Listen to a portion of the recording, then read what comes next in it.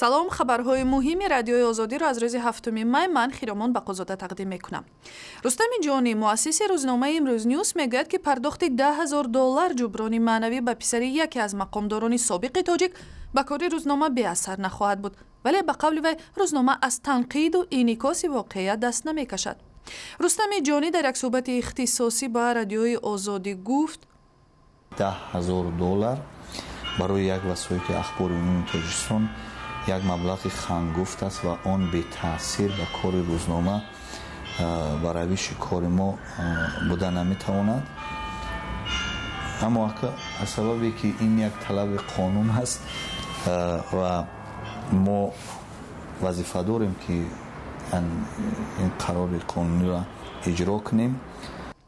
додгоҳи душанбе моҳи феврал ба рӯзномаи Имрӯз Нюс амр дод, ки барои нашри мақолаи танқидӣ дар бораи Рустам Ҳукумов, писари Амонуллоҳи Ҳукуматуллоҳ, раиси пешини идораи давлатии роҳи оҳани Тоҷикистон, 50,000 сомони ҷуброни маънавӣ бипардозад. Ба гуфтаи додгоҳи Имрӯз Нюс, бо ин мақола шаъну эътибори он хонаводаро пас задааст. ширкати кишоварзии Синдиан-Ихаи Чин дар қаламрави ноҳияи Қумсангири вилояти Хатлон 100 гектар заминҳои киштро ба иҷора гирифтааст. ҳукумати ноҳияи Қумсангир бо тасдиқи ин хабар гуфт, ки ин заминҳо солҳои охир шӯъра зада корношоям шудааст. шарти мақомоти тоҷик ин будааст, ки ширкати чинӣ ин заминҳоро барои зироатпарварӣ мусоид мекунад. ширкати кишоварзии Синдиан-Ихай ҳамчунин дар Ёвон 302 гектар ва дар ноҳияи Ҷалолиддини Румӣ 298 гектар заминро ба муддати 49 сол иҷора гирифтааст. дар Тоҷикистон имрӯз 7 май рӯзи радиоро таҷлил мекунанд, ки баъд аз телевизион муҳимтарин расонаи серҳаводор ба шумор меравад. дар кишвар айни замон тақрибан 40 радиои мустақилу ҳукуматӣ фаъолият мекунад. бисёр сокинони Тоҷикистон ахбори рӯзро аз радио дарёфт мекунанд. баъзе сокинони Душанбе дар бораи барномаҳои радиоии маҳаллӣ назари худро чунин баён карданд. мисол як хабарҳои нав мешунавем, як ахборотҳои нав мешунавем. бисёр ҷолибай. ҳамин саҳар мемонем, аз хоби ширин бедор мешавем, музикаҳои хуб дорад. бисёртар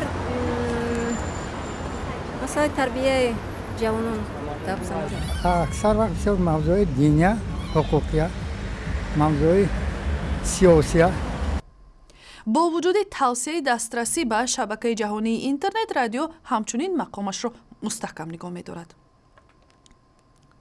дар шаҳри Душанбе табибону мутахассисони тоҷик ва созмонҳои байналмилалӣ истифодаи усулу шеваҳои пешрафтаи табобатро баррасӣ карданд, ки ҳоло дар Тоҷикистон камтар ба кор мераванд.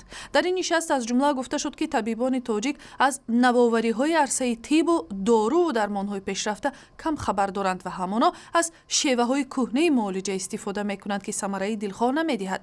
дигар масъалаи суҳбат ба кор бурдани беш аз ҳадди антибиотикҳо дар Тоҷикистон аст, ки ҳатто бе тавсияи духтур фурӯхта мешаванд.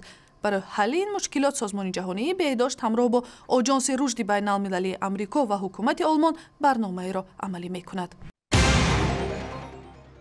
дар маркази Душанбе субҳи 7 май ба муносибати 69-мин солгарди таҷлили пирӯзӣ бар олмони фашистӣ сайри автомобилӣ оғоз гардид.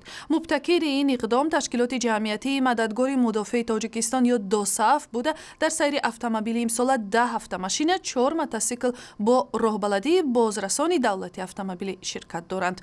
масъулонаш мегӯянд, ҳадафи сайри автомобилӣ тарғиби ватандӯстӣ дар миёни сокинони кишвар аст. сайри автомобилӣ аз маркази Душанбе шурӯъ шуда то шаҳри Норак идома пайдо мекунад. хабарҳои бештар дар сайти интернетии радиои озодӣ, шабакаҳои иҷтимоӣ фейсбук, твиттер, ютуб ва замимаи радиои озодӣ барои телефонҳои ҳамроҳи шумо.